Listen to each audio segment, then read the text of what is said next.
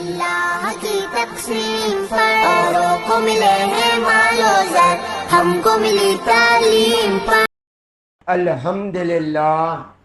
الحمدللہ رب العالمین، والصلاة والسلام علی سید المرسلین وعلی آلہ واصحابہ اجمعین ومن تبعہم بإحسان الی یوم الدین، اما بعد۔ قال اللہ تبارک و تعالی فی القرآن المجید والفرقان الحمید، اعوذ باللہ من الشیطان الرجیم، بسم اللہ الرحمن الرحیم، ففروا الی اللہ، صدق اللہ العظیم۔ میرے زندگی کا مقصد تیرے دین کی سرفرازی، میں اسی لیے مسلمان، میں اسی لیے نمازی۔ محترم و مکرم عزیز سامعین کرام، السلام علیکم ورحمۃ اللہ وبرکاتہ۔ نہ تو زمین کے لیے ہے نہ آسماں کے لیے، نہ تو زمین کے لیے ہے نہ آسماں کے لیے، جہاں ہے تیرے لیے تو نہیں جہاں کے لیے۔ اللہ کا کروڑ ہاں ایسا ہے کہ اللہ نے ہمیں دو عالم کے مالک و مختار، گلشن ہستی کے ولی، فصل بہار، راحت آدم و بنی آدم، محمد مصطفیٰ صلی اللہ علیہ وآلہ وسلم کی امت میں پیدا فرمایا۔ یہاں پر روزانہ ایک دین کی بات بتائی جاتی ہے حسنین اسلامک آرگنائزیشن کے ذریعے۔ ہر منگل کے روز، ٹیوزڈے کے روز قرآن سے نصیحت بیان کی جاتی۔ نصیحت کے معنی آتے ہیں خیر خواہی کے۔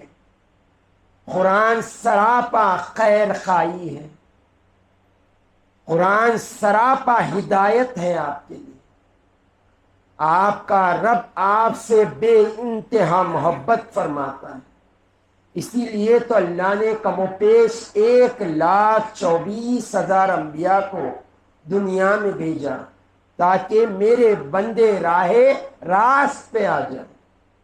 پھر اللہ نے چھوٹی بڑی 104 کتابیں نازل فرمائیں تاکہ آپ اسے پڑھو اور ہدایت پا جائیں۔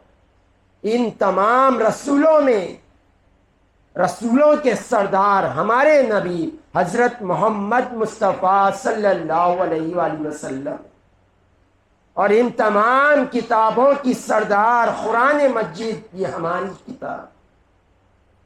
تو اللہ تعالیٰ نے آپ کے لیے ہر قدم پر رہنمائی، دستگیری کا اللہ نے ایک ایک راستہ بنا دی تاکہ میرے بندے راستے نہ ہٹے۔ آپ نے غور کیا ہوگا، جب بچہ دنیا میں آتا ہے، جب ڈیلیوری ہوتی ہے تو جب بچہ روتا ہوا آپ کو نظر آتا ہے۔ آپ نے کبھی غور کیا یہ روتا کیوں ہے؟ دانش مندوں نے کہا اگر بچہ نہیں رہا تو ڈاکٹر رونا شروع کر دیتا ہے، اتنا امپورٹنس ہوتے ہیں بچے کے رونے کے۔ اگر وہ نہیں روتا تو اسے مار کر رلایا جاتا۔ کبھی آپ نے غور کیا اکثریت روتے ہوئے پیدا ہوتی؟ اس کی وجہ یہ ہے کہ وہ اللہ کے قرب سے دور ہو کر اس دنیا میں آتا ہے، اسی لیے روتا ہے۔ اور جب بندہ دنیا میں آتا ہے، جب روتا ہے تو اسے دل کا سکون دیا جاتا ہے، اس کے کان میں اذان دی جاتی، ایک کان میں اذان، ایک کان میں اقامت دی جاتی ہے۔ آپ اس پر ہی غور کر لیں گے تو آپ کی زندگی کا مقصد آپ کو سمجھ میں آ جائے۔ اللہ تعالیٰ نے ہمیں دنیا میں آتے ہی اپنا مقصد حیات بتا دیا، دنیا میں آتے ہی مقصد حیات بتا دیا۔ تم رب سے دور ہو گئے، تم رونا شروع کر دیے۔ تو انسان تو حقیقت میں رونا اس وقت ہی ہے جب بندہ اللہ سے دور ہو جاتا ہے۔ دنیا چھوٹ جانے پر رونا یہ نادانوں کا کام ہے۔ اللہ کی فرمان برداری سے اللہ کی نافرمانی کی طرف جانا یہ وقت رونے کا وقت ہوتا، تو ایک کان میں اذان دی جاتی ہے، ایک کان میں اقامت دی جاتی ہے، اور بتا دیا جاتا ہے دیکھو زندگی مختصر سی ہے، اذان بھی ہو چکی، اقامت بھی ہو چکی، اب جماعت کھڑنے والی ہے، وہ جماعت تمہاری جنازے کی جماعت ہو۔ اذان بھی ہو چکی ہے، اقامت بھی دے چکے ہیں۔ آپ نے کبھی غور کیا نہ جنازے کی نماز کے لیے اذان ہے نہ اقامت ہے؟ کیوں؟ پیدا ہوتے ہی دے دیا گیا، صرف تمہاری نماز پڑھانا باقی۔ اتنا مختصر سی وقت ہے زندگی کا، اور ہم نے دنیا کے لمبی لمبی امیدیں لگا بیٹھے۔ کوئی سکسیس کے پیچھے دوڑ رہا ہے، کوئی گھر کے پیچھے دوڑ رہا ہے، کوئی لڑکی کے پیچھے دوڑ رہا ہے، کوئی گاڑی کے پیچھے دوڑ رہا ہے، کوئی کہیں دوڑتا ہوا نظر آ رہا ہے۔ یہ دوڑ انسان کی نادانیوں کا کام۔ کوئی دنیا کی سکسیس کے لیے دوڑ رہا ہے تو وہ ایک طریقے سے نامکمل شخص ہے، اگر وہ ایمان والا ہے۔ کوئی لڑکی کے طرف دوڑا ہے، وہ گمراہ ہو چکا ہے اس دنیا میں آ کر۔ کوئی مال کی طرف دوڑ رہا ہے، اسے دنیا نے اپنی رنگینی دکھا دی۔ پھر دوڑے کہاں؟ اس دوڑنے سے ہمیں دنیا بھی مل جائے اور آخرت بھی مل جائے۔ دوڑنا تو ہے ہی ہے، ہمیں دوڑنا تو ہے ہی ہے، سکسیس کے پیچھے تو دوڑنا ہے، اگر نہیں دوڑیں گے تو ناکام ہو جائیں گے۔ دوڑنا ہے، ایسی دوڑ بھی ہے جس سے دنیا بھی مل جائے اور آخرت بھی۔ تو آپ کا رب فرماتا ہے ایسی دوڑ۔ ہم نے آپ کو قرآن دیا، آپ پڑھو، ایسی دوڑ کا ہم نے تذکرہ کیا ہے۔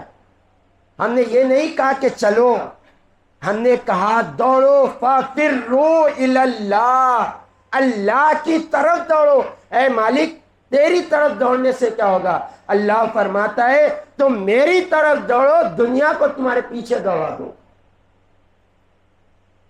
تم مجھے قادر مطلق سمجھ کر دوڑو، میں تمہارے لیے ہر چیز کا انتظام کروں۔ تم میری رضا کے لیے دوڑو، میں دنیا کو تم سے راضی کر دوں گا۔ تم سجدے کرتے ہوئے میری طرف دوڑو، میں دنیا میں جھکنے سے تمہیں محفوظ کر لوں۔ تم صرف میری طرف دوڑو، عزتوں کا تاج تمہارے سر پر پہنا دوں۔ تم میری طرف دوڑو، رزق سے تمہیں بے نیاز کر دوں گا۔ تم میری طرف دوڑو، سایہ بنا کر دنیا کو تمہارے پیچھے دوڑا دوں گا۔ تم دوڑو صرف میری طرف، فَفِرُّوا إِلَى اللَّهِ، اللہ کی طرف دوڑو۔ صوفیہ فرماتے کوئی سمت ہونا نا اللہ کی طرف دوڑنے کا۔ ہمیں معلوم ہے گھر سے نکل کر اپنے جاب کی طرف جانا تو ایک سمت ہے، ہمیں معلوم ہے ادھر دوڑنا ہے، ہمیں ادھر جانا ہے۔ اللہ کی طرف دوڑو، اللہ کو کہیں جاننا یہ کفر ہے۔ آپ کوئی کہہ دے کہ اللہ آسمان پر ہے، یہ کفرانہ کلمات ہے۔ کوئی سمت پر آپ اللہ تعالیٰ کو مقید نہیں کر سکتے۔ پھر اللہ کہہ رہا ہے اللہ کی طرف دوڑو، تو کیا مقصد ہے؟ تو فرماتے ہیں محدث اکرام، علماء اکرام فرماتے اللہ کی طرف دوڑنا رسول اللہ کی طرف دوڑنا، حضور کے طرف دوڑو، در حقیقت تم اللہ ہی کی طرف دوڑو۔ تو حضور کی طرف کیسے دوڑے؟ تو فرماتے ہیں صوفیہ اکرام نماز کے طریقے کو اپنا لے، نماز پڑھتے ہوئے تم اللہ کی طرف دوڑو، روزے رکھتے ہوئے اللہ کی طرف دوڑو، زکوٰۃ ادا کرتے ہوئے اللہ کی طرف دوڑو، حج کرتے ہوئے اللہ کی طرف دوڑو، قربانی کرتے ہوئے اللہ کی طرف دوڑو، قیام اللیل کرتے ہوئے اللہ کی طرف دوڑو، ذکر کرتے ہوئے اللہ کی طرف دوڑو، توبہ کرتے ہوئے اللہ کی طرف دوڑو، شکر کرتے ہوئے اللہ کی طرف دوڑو۔ بس رکو مت، ہر حال میں خیال یار ہونا چاہیے، یہ دل رب کا عرش ہونا چاہیے، یہ دل رب کا گھر ہونا چاہیے۔ اس لیے صوفیہ فرماتے بندہ مومن تجھے ایک لمحہ ضائع نہیں کرنا ہے زندگی۔ آپ کو معلوم ہے حسرت یہ بہت بڑی تکلیف کا نام ہوتا ہے، پچھتاوا جسے کہتے، حسرت کوئی چیز کی رہ جانا۔ کاش میں یہ کر لیتا، کاش یہ ہو جاتا۔ یہ بڑی حسرت کا کام، بڑی تکلیف ہوتی۔ اور اللہ نے اتنی پیاری جنت بنائی ہے جس کا کوئی اندازہ نہیں لگا سکتا، کوئی کسی کے خیال میں نہ آئے ایسی جنت تیار رکھی ہے۔ خود فرماتا ہے اے میرے بندو، ایسی جنت تیار کر رکھی ہے کسی آنکھ نے نہیں دیکھا، کسی کان نے نہیں سنا، کسی کے خیال میں تصور نہیں آیا، ایسی جنت تمہارے لیے تیار کر رکھی۔ جو بتایا گیا، جو دکھایا گیا، وہ صرف ایک نمونہ، ٹریلر ہے۔ وہ ایسی جنت تمہارے لیے بنائی رکھی ہے، اور وہ جنت میں بندے حسرت کریں گے، پچھتاوا ہوگا۔ کس چیز کا پچھتاوا ہوگا؟ جنت ایسی چیز ہے بندے کے خیال میں آئے گا، نعمت سامنے آ جائے۔ خادموں کا یہ حال ہے، حور کا یہ حال ہے جنت کی، اگر دنیا میں جھانک لے اندھیرے کا وجود ختم ہو جائے۔ ایسے محلات سونے کی اینٹ سے بنائے گئے، ایسے نہریں ہیں جو دودھ سے زیادہ سفید، شہد سے زیادہ میٹھے۔ اس جنت میں بھی حسرت ہوگی، کس چیز کی؟ حضور نے فرمایا وہ وقت کی جو وقت تم نے اللہ کے ذکر سے غافل ہو کر گزارا۔ جنت میں بندہ حسرت کرے گا، کاش میں دنیا میں اللہ کا اور زیادہ ذکر کر۔ جملوں پر غور فرمائیے، حضور نے فرمایا کل بندہ کہے گا کاش میں اللہ کا اور زیادہ ذکر کرتا، تو پتا چلا ذکر کرتا تھا، بس کثرت ذکر نہیں ہوتا تھا۔ تو سوچے اس کو حسرت ہے جو ذکر کرتا تھا، ارے وہ جو ذکر ہی نہیں کرتا ان کی حسرتوں کا کیا عالم، ان کے پچھتاوے کا کیا عالم ہوگا، ان کی ندامت کا کیا عالم ہوگا۔ غور کریں۔ اس لیے صوفیہ فرماتے ایک لمحہ ضائع نہ ہو تمہارا۔ اب یہ کہنا کہ دنیا بھی بنی ہے، دنیا میں آئے ہیں، دنیا کو بھی راضی کرنا ہے، دنیا کے اعتبار سے بھی زندگی گزارنا ہے، کیسے ہو سکتا ہے؟ ہر وقت رب کو یاد کرے، ہر وقت اس کے ذکر میں رہے۔ تو صوفیہ فرماتے کام ہاتھ میں رہے، زبان پر ذکر رہے۔ اگر زبان سے کام ہو رہا ہے تو زبان سے دنیا کا کام کرے، دل میں خیال یار رہے۔ یہ دل میں رب کے سوا کسی کا خیال نہیں آنا چاہیے۔ یہ دل محبت کے لیے پیدا کیا ہے، اور اس کی حقیقت محبت رب کی محبت۔ یہ دل میں کسی کی محبت نہیں آنا چاہیے۔ حق سب کا ادا کریں گے، ہاں سب سے محبت کریں گے جس سے حکم دیا گیا ہے۔ ماں باپ سے محبت ہوگی، بیوی سے محبت ہوگی، شوہر سے محبت ہوگی، اولاد سے محبت ہوگی، کاروبار سے محبت ہوگی، دوست سے محبت ہوگی، مال سے محبت ہوگی، گاڑی سے محبت ہوگی، لباس سے محبت ہوگی، ہر شے سے محبت ہوگی۔ مگر جب رب کی بات آئے گی تو دل بے ساختہ کہہ اٹھے گا والذین آمنوا اشد حبا للہ۔ سب سے محبت ہے اللہ کے بعد، پہلے رب بسے گا، بعد میں وہی بسیں گے جس کو بسانے کا رب نے حکم دیا، جس سے محبت کا حکم دیا رب نے، اس سے ہی محبت ہوگی، ہر کسی سے محبت نہیں ہوگی۔